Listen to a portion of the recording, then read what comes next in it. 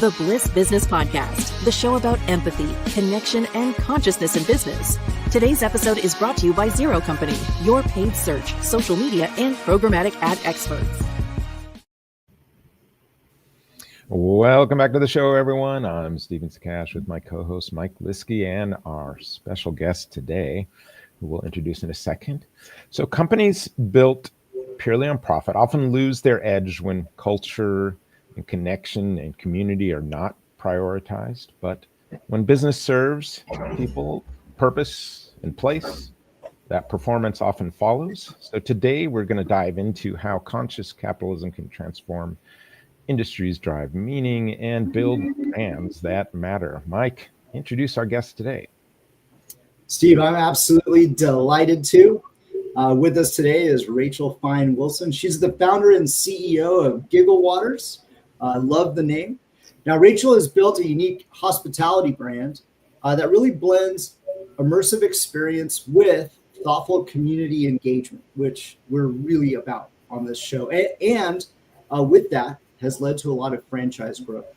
Now, with more than a decade of experience of in business management and franchising and education sectors, she now leads Gigglewaters in redefining how brands connect, lead, and scale, which we know our audience is really going to want to hear about. So, Rachel, we are so thankful to have you on the show. Welcome to our show today. Thank you so much. Happy to be here. So Rachel, you're operating kind of this intersection of hospitality and entertainment, and then now you're on this franchise development kind of journey. And I know our audience we've had franchises from all different stages, so they love hearing about the challenges at different stages. So I hope we get into that.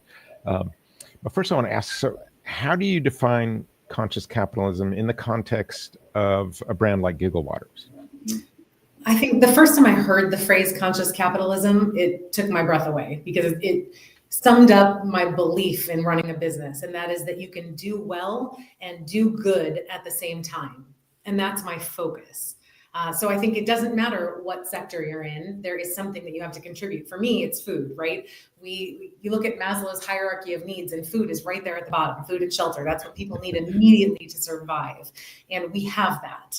And so I can utilize that in ways that are needed by the community. And that's my focus all the time.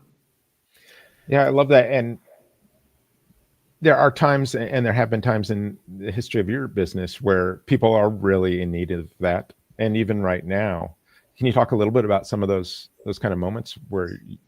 Yeah, I mean, just from the beginning, when we started a program called Giggles for Good. And it was just an initiative of what can we do? How can we help in our community? And that's truly a core value that I hold, that my father really instilled in me. He not only ran restaurants, but is a mental health counselor and a first responder who is on site when there is a crisis. He was on site. He counseled 1,100 people the first week after 9/11. He was on site after Hurricane Katrina. He is there in the trenches with people when something happens. So that's kind of the background that I come from. So when we opened this restaurant, my father and I together, along with my husband, we looked at how we could help. And so we launched the Giggles for Good program. Gigglewaters has this little movie theater in the back. I'm sure we'll get to that, but it's an immersive, fun experience.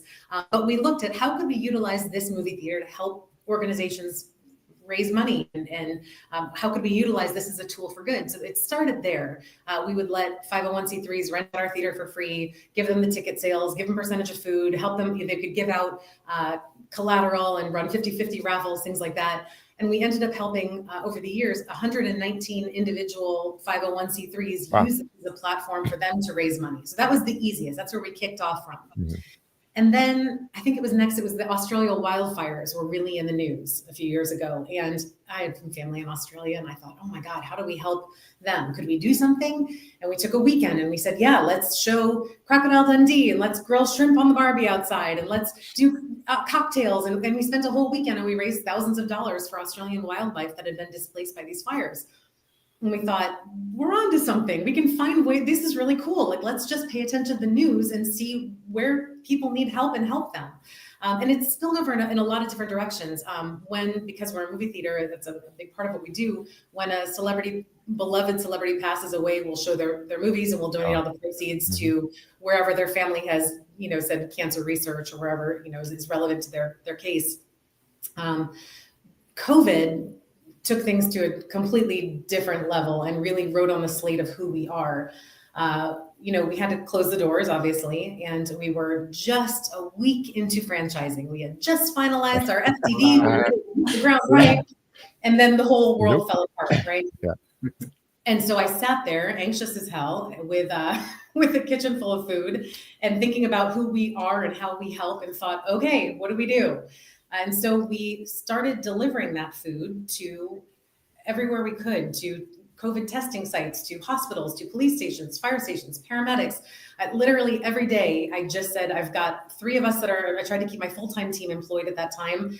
Let's cook some food and bring it somewhere, and let's share that message. And anyone who's sitting at home and wants to contribute and buy a meal, we can find a way to do that. And we stayed in business. We did it for under cost, but to be able to get food out to where it was needed and kind of just give a big hug to people and say, hey, we're thinking about you at this testing site and at this essential break room. And hey, we just want to say thank you for what you're doing for the world right now. And it became my full-time life for that year. We just brought food everywhere.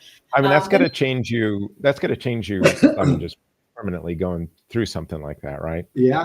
It did. It really, really wrote on the slate of who we are as a company, because it was all we did full time. And from there, as people went back to school, we thought, okay, let's talk about teachers. Let's do a food for thought push. How do we support teachers and tell them thank you? And just how can we send love to people via food, which is a way people are very receptive to being loved, right?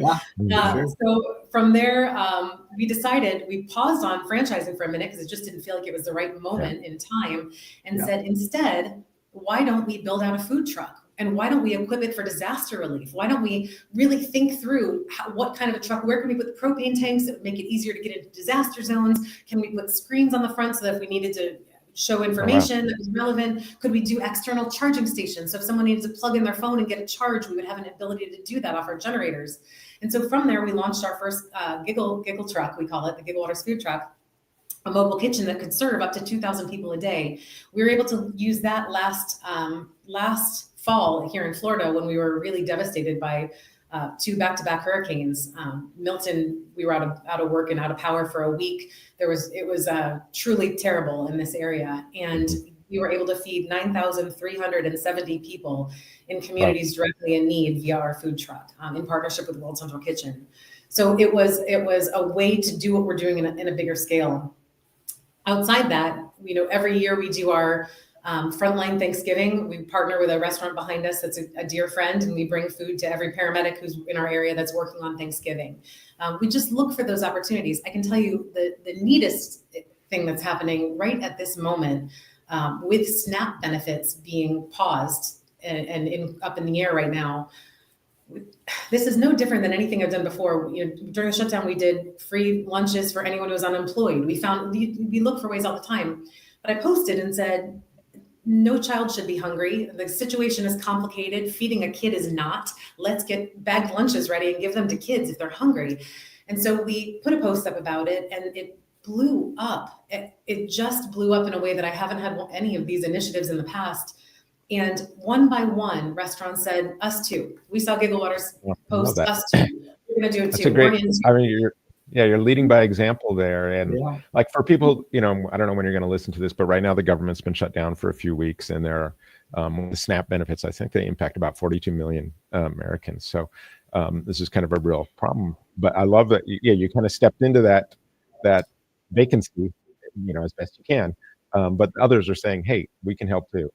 We've got at least 24 restaurants in our area who have stepped up and said, we're going to do the same thing Gigglewaters is doing. If you're a kid who's hungry, stop by, no purchase necessary, free lunch. And we're doing it for as long as this happens. Until this SNAP situation is resolved, we will figure out a way to do it. And now I'm fielding calls from other cities. I got a call from Orlando yesterday saying, hey, from the chef saying, what are you guys putting in your bags? How do I structure this? Are you wanting logistical, information? And it has just become a movement. And that is the coolest thing we've done so far. That is amazing. Very positive movement. Yeah, in fact, in prep for the show, I had read a little bit about what you had done during COVID. So I was kind of looking forward to hearing a little bit more about it. So yeah, I mean, absolutely. And you will reap what you sow for sure. Now, speaking of conscious capitalism, Rachel, we know that purpose is probably like the first pillar around that. And on this show, we love to talk about the importance of purpose and having a purpose. And in fact, we were blessed not too long ago, maybe 2 or 3 shows ago, to actually have Raj Sisodia, one of the founders of Conscious Capitalism, on the show. And for our listeners, if you haven't seen that or heard that episode, you maybe go back and listen to it. But Rachel, when it comes to purpose and putting people first, I'm really kind of curious, one, what can you do for the benefit of our audience? What do you think is the importance of purpose? And then maybe from there, we can kind of delve into like how you maintain purpose and a people first kind of thought or approach when you're trying to scale the business and getting into franchising, because certainly it's something that could get lost pretty easily. Absolutely. I think for us, we've distilled it down to 5 core values that we hold as a company, right? So first is care about community, genuine care about the people in our community. Next is show up when it matters. What we do and what we say are the same thing. Sweat the small stuff, and positive influencers. Those are the 5 core values of Gigglewaters, and it's something that is just true to who I am as a person and the kind of business that we run. We actively hire, coach, train, and terminate based on those core values. So that's, I think, to me, culture is an active noun, right? Like, what are we doing to create this, or active verb rather, what are we doing to create this culture? And I think to me, it's laying out exactly who we are in concrete ways and looking at, hey, this person is really struggling with being a positive influencer. How do we get them back on board? Or is this not the right fit for them, right? Like, these are, without these pieces, without these 5, if you're not going to show up when we need you and when it matters and the team is struggling, if you're not going to pay attention to the details and you're going to let things get sloppy, or whatever those factors are, if you can't work within those core values, it may not be the right fit, and that's okay, right? So you want to, I want to surround myself, and I want my team to surround themselves with people who really embody those values and who can grow and develop and become the best that they can be through that. So I think it's a focus, a specific focus that we have to just stay true to the course to those values. Yeah. I love the point there around training and having it really reach in terms of like every part of your operations and your process. I'm kind of curious too, in terms of like when you mentioned earlier about, when you heard conscious capitalism, it was a very wonderful phrase. What were some of those early moments, would you say, that kind of shaped your commitment to, hey, this is the way that we want to do business? Like, we want to, follow this conscious capitalism type movement or philosophy?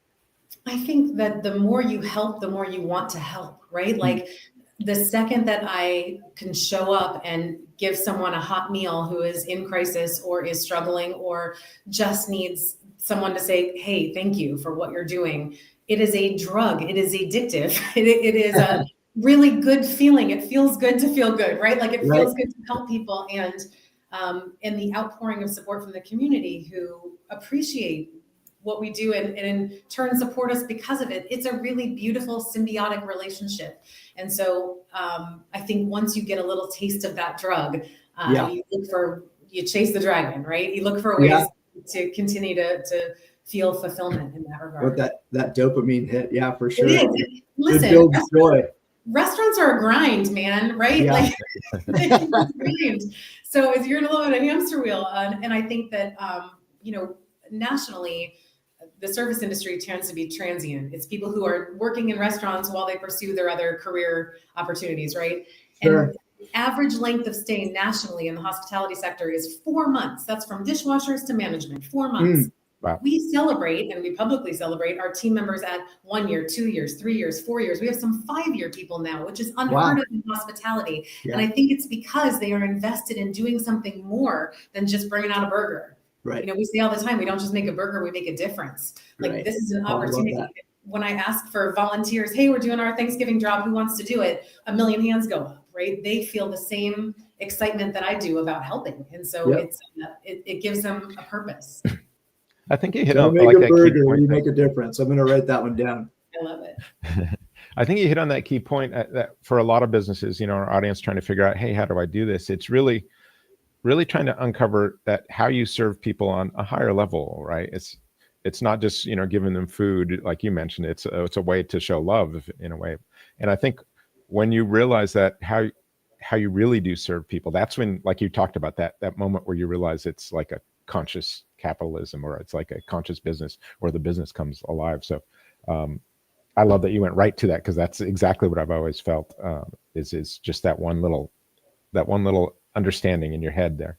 So we've got a lot of people who are, really interested in building out their businesses, and they're even starting franchises. And what I'm wondering is, we know, like you mentioned, how you have like loyalty, customer loyalty and employee retention, because of some of the things you're doing, because of the purpose and meaning you're putting into your work. What kind of systems or cultural practices at Gigglewaters kind of reinforce your community approach or your connection as you grow, that other business leaders could kind of maybe, use or borrow or straight up steal from you? By all means, the more stealing, the better. The more stealing, the better as well. I think we've fostered an environment on our internal communication, chat, scheduling tools, things like that, where we all talk to each other in different groups, where people will post, hey, this is happening in the world. Can we help? Hey, Jamaica, do we have a cocktail? Can we raise some money for an organization? Hey, so I have not me, but 60 employees constantly looking at the world and asking first, how can Gigglewaters help? And that's really cool. So we get to choose between, yes, that's a great idea. Yes, let's do that. Let's focus on that. We're going to start with Jamaica and we're going to go into this next quarter, or whatever it is. We find ways to help. So I think from a systemic perspective, it doesn't have to sit with you. You don't have to be the owner of all of the good that you do, right? You have a team, and open it up and talk to them and come up with ideas. And there's no bad idea. There's either something we can do now or we can't do now, or this is how we could do it. Let's approach it from this direction. And as you do it, good begets good, right? So even now, as we're giving free lunches to kids, someone mentioned in the comments, well, what about disabled adults? And I said, put a pin in that. Let's talk about that in a couple of weeks, because you're right. Let's figure out a way to help them too. So you have to be receptive to the ideas and not defensive or protective of the ideas, and get your team involved. I mean, I think that's the first thing. Yeah, I always say it's so much better when, it's not just like the CEO holding the torch on something, but you got your whole team holding the torch on something. That there's no Absolutely. Way you can replace that. So that I understand that's what makes it that huge difference. And then kind of what you described is that psychological safety for people to be able to step into that and, feel empowered and be able to throw an idea out there, and, no matter how it lands, not going to feel bad about putting something out there. That's huge, is making it, you have to be okay. You have to create an environment in which people are comfortable failing, or saying stupid things, or coming up, what I mean? You have to make it comfortable. I had a teacher in college, I remember, who, when we'd screw something up, he would make us all celebrate. He would say, we failed. And we'd all, yeah, failed. And you started to feel comfortable just being dumb in front of people, or having dumb ideas. It's okay. And so instead of, I think there's so much ego that protects us constantly, where we don't want to look less than our staff or less competent. There are things that my staff absolutely outshines me at, and great, thank you for being here, right? I think there are so many CEOs who put themselves on this protective little ego pedestal in which they have to keep the ideas down because they feel threatened or insecure in themselves, right? And so I think that if you can make it comfortable for people to come to the table as their best selves, because they want to be there and they want to contribute, and they know you'll hear them at every point. I think that's step one. Yeah. Yeah, and they're never going to know if that idea is a genius idea, right? If they just have to keep it inside. And it kind of reminded me almost of we had the founder of WD-40 on as well, and I mean, the reason it was called WD-40 is because formulas 1 through 39 didn't end up working, right? But then through all that failure, they learned and eventually got to 40. So I love that. Really, really important, obviously, to have a culture where failure is okay. And so, Rachel, now that you're trying to build a much bigger system when it comes to a franchise system, wanted to discuss a little bit more about maintaining that culture of care and that community, and even the conscious leadership. So how do you ensure really that the franchisees across all the different regions and locations can maintain that culture of care? I know you mentioned the values a little bit earlier. Is that a big part of it? Are there other things that you've put in place to help maintain the consistency of that culture of care, community, and also conscious leadership? Yeah, it's a great question. And it's one that I can answer more theoretically than I can in actuality, because we're still growing, we're still emerging, right? Yeah. However, I look very much at the same way that I look for alignment on those core values to employees, I look towards franchisees. And there have been a couple I've met with that I've felt like not the right fit for us. This is not right. You got to find the people who are your people. That's right. In one of my past lives, past jobs, I was a vice president of U.S. operations for an international education franchise, doing turnaround with underperforming Zs and dealing with Zs who were really mismatched to the system that they were in. And despite my best efforts, we're going to go market, we're going to clean up operations, we're going to do all the things that should turn you around. If you're not the right fit, you're not the right fit. Sometimes that's the case, right? Yeah. And so I've wanted to be really selective in that process.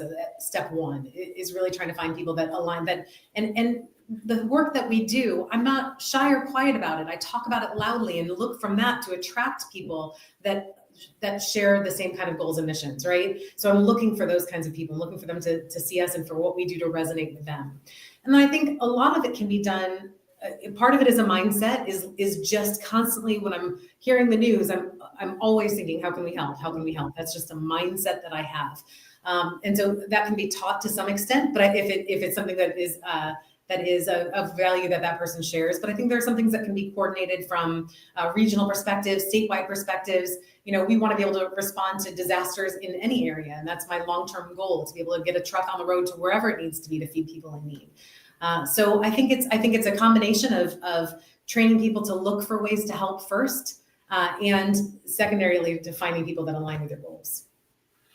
Yeah, that'd be kind of an interesting franchise growth, is looking for areas where there's common disasters repeatedly. It's like how we can help. I haven't considered that, but the benefit of the mobile region. I know, I'm just thinking about that all. We can get there.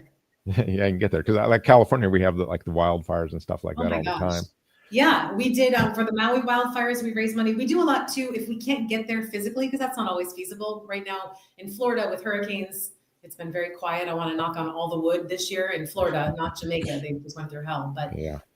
But generally, otherwise, we're not going to be able to get there. But we have a bar, and we have specialty cocktails and featured cocktails that is award-winning, and we can take one at a time and dedicate it towards some kind of fundraising effort. So we raised money for Maui with cocktails. We're doing Jamaica right now with cocktails. So we pick a cocktail. The Jamaican one is featuring Jamaican rums, and it's it's the One Love Mai Tai that we're doing. That money from every cocktail sold is going to go to that cause.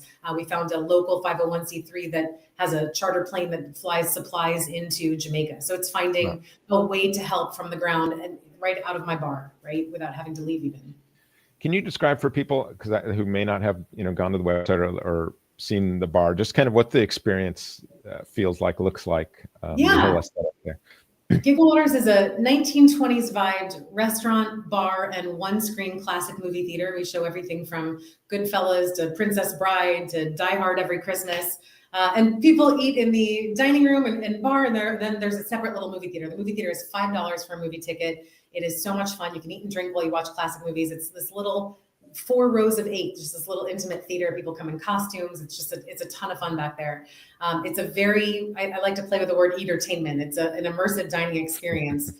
Every 6 weeks, we do something called the Cinema Supper Series, where we take a beloved film and we dissect everything they eat and drink on screen, and we serve it to you live time the second it's shown up on screen. So as you're eating or drinking that food, you're eating it. It is a 10 plus.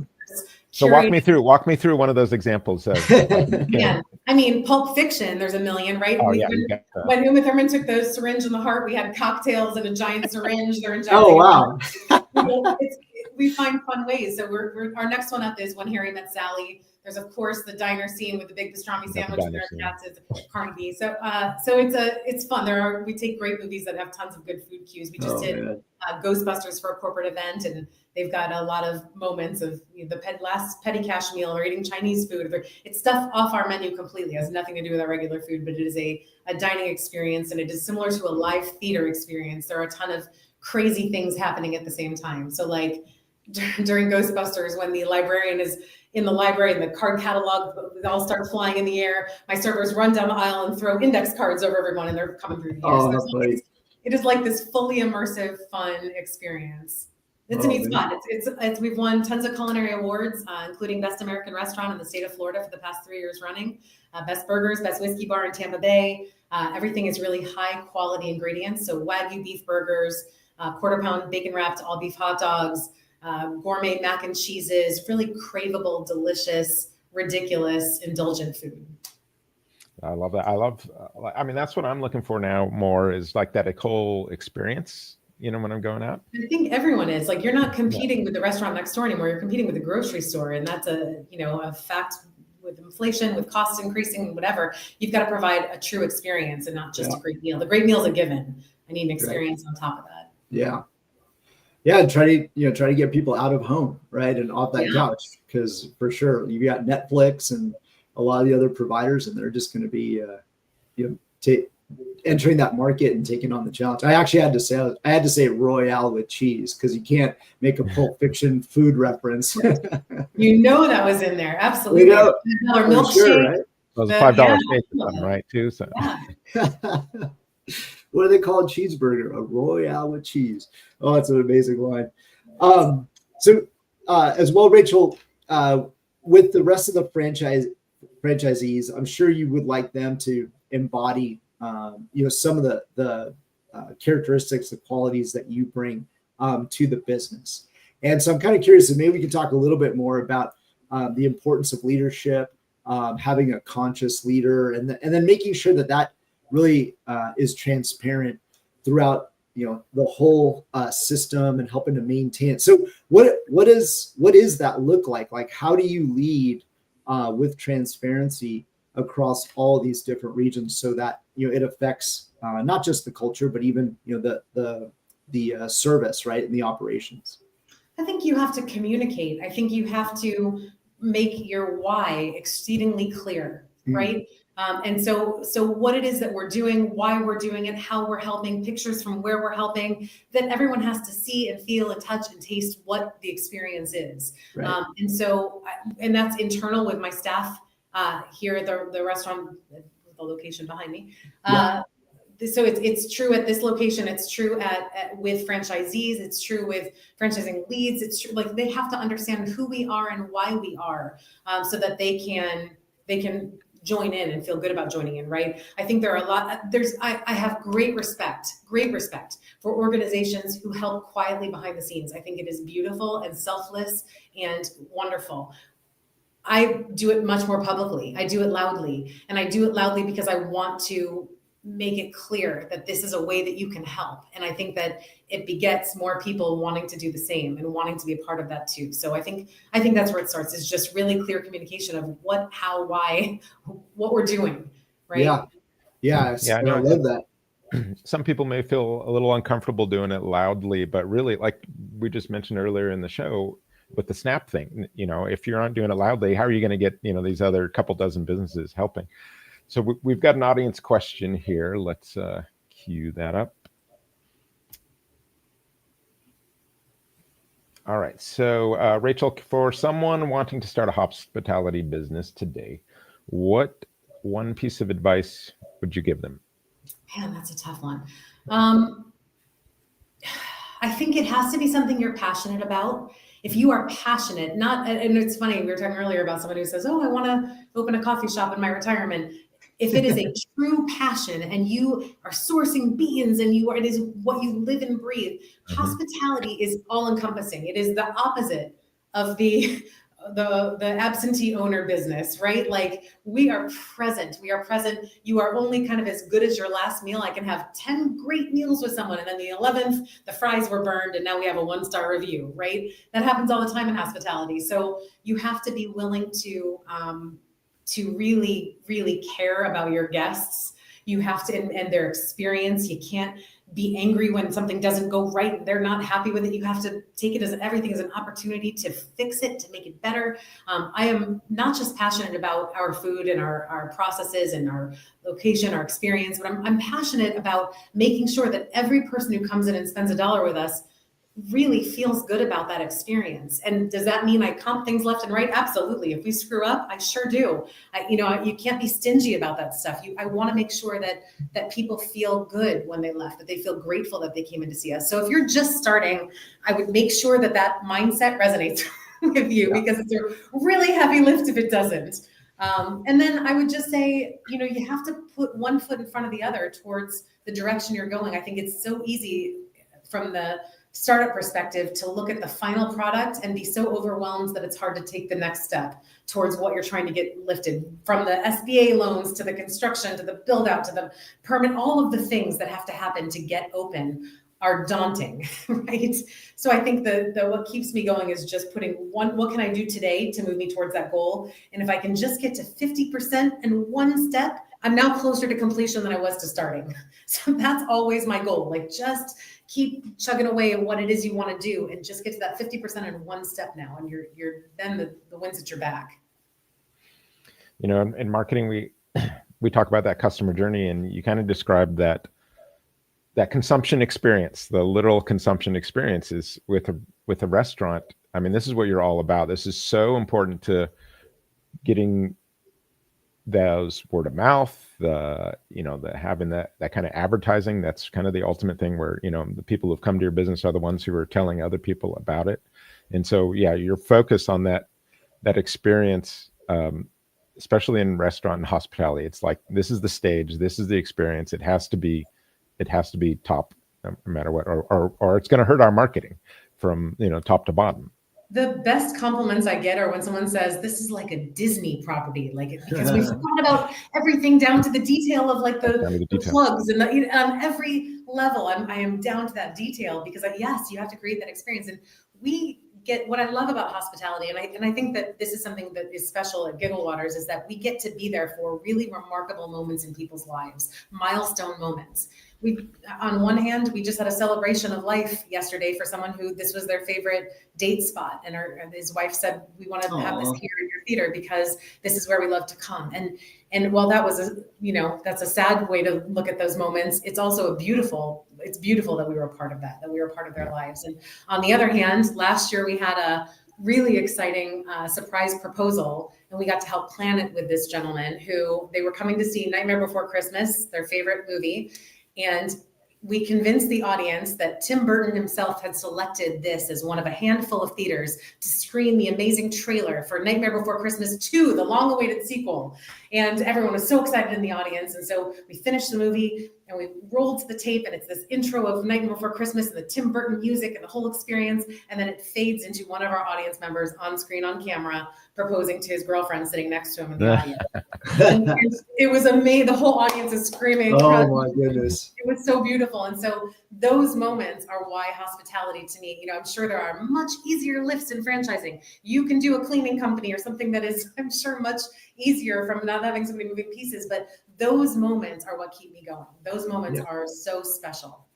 Yeah. And in order to, you described kind of that Disneyland experience, that someone said. In order to do that, you've got that core value of sweat the small stuff. What you're going to be doing is auditing everything according to, that core value. And that's how you get there, right? It's not overnight. It's just going to be continually sweating the small stuff, right? Yes. And training your people to have eyes. We talk about that all the time, is do you have eyes? Like, are you really, and I don't mean that in a sarcastic way, do you have eyes? No, it's eyes for these core values, right? And those, and eyes for the details. Like, my team will walk by and they are trained to look in the corners and to look at what's happening, because they know that I'm going to see it. They want to catch it before I see it. So everyone has eyes. Everyone has developed eyes to look and say, hey, these ceiling tiles are getting greasy in the kitchen. We need to get those down and clean them. We need, whatever it is, it's looking at those details all the time. And not in a punitive way. I'm sure, it's just sort of like, it's coming from a good place. So because we want to be the best we can be, 100%. It's never, punitive has never gotten me anywhere. Inspiration has, right? So no, I just want us to shine on every health inspection, and those ceiling tiles are a part of that, right? I want to know that we work clean and we work effectively, and that we really pay attention to those little details. Absolutely. Rachel, I just want to mention something real quick for some of our listeners, or first time listeners that may not be familiar with conscious capitalism. Right, there's really those four main pillars of having a purpose or your why, having a conscious leader, taking into consideration all the stakeholders, not just shareholders or the owners, but the employees, vendors, suppliers, right? And then the last one is really about having a conscious culture. And so we talked a little bit about purpose. I was kind of curious, how did you come up with your why? Did you, sit down and have an exercise to try to identify it? Do you have a phrase that you have now? Like what is kind of, I guess, the deeper why for Gigglewaters? And we believe in bringing people together to a place of 1,000 good times, your best night out, an experience you can't help but love. That's ours. That's it. That's it. That transitions into our next question that we ask all of our guests on the show, is some form of this. It's, what role does love play in business? I don't know how you do. I don't want to live in a world in which love isn't at the center of my business. How sad that sounds. I mean, we work our butts off. I can't imagine doing this for something I didn't love. It doesn't mean it's not hard, but it means that I feel overwhelming gratitude and honor to be a part of what I do, and with this amazing team. I feel so grateful for the people around me that share the vision that we have, and I lead with love every single day. And that not just in giving out free food to people, in sitting down with an employee who's struggling and getting him a new pair of shoes when he needs them on the dishwasher, or whatever it is. We've had I had a staff member who was homeless a few years ago, and because every Friday he would take his check and he would gamble it, and that was his choice, and we talked about it, and I provided resources, and ultimately he's an adult who can choose to do what he chooses to do. But what we could do was get him a tent and an alarm clock and a gym membership to shower and additional clothes, and help him the best we could, and resources there with an open door anytime that we could. So you look for ways to help and to lead with love in everything you do. We had another staff member, and this is in hospitality, unfortunately. We had a staff member who'd passed away, a young mom who had a problem with drugs, and we had done so much to try to help, and she had relapsed. And that night, when we got the news that she had passed away, we closed the restaurant for the night and brought in, my father came in and did grief counseling for everyone.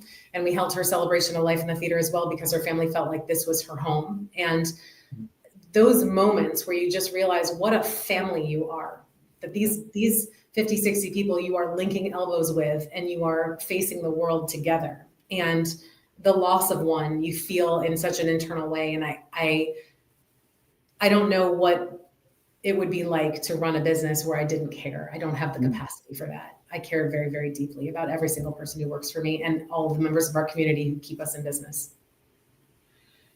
Beautiful. That is amazing. Yeah. And I love the emphasis on really creating moments, right? And creating memories, good memories, through the work that you do. So Rachel, this has just been a wonderful conversation. We're so thankful for having you on with us today. Now, those who want to, maybe connect with you a little bit further or learn a little bit more about Gigglewaters, where would you like them to go? If they're interested in franchising, you can go to ownagigglewaters.com. There's a lot of information there, and I'd love to connect with you. If this resonates with you and you feel like this is the kind of company that I want to open, I'd love to have that conversation. If you're a customer of Gigglewaters, you want to learn more about the experience, you can go to gigglewaters.com. You can see the menu and see the movies and the special events that we do. And we're certainly on socials, TikTok, Facebook, Instagram, and I'm happy to have a conversation with anybody. Thank you, Rachel. Thank you to our audience for tuning in. And let's leave you with these words of Rachel. Lead with love, please. And we will see you next time on the Bliss Business Podcast.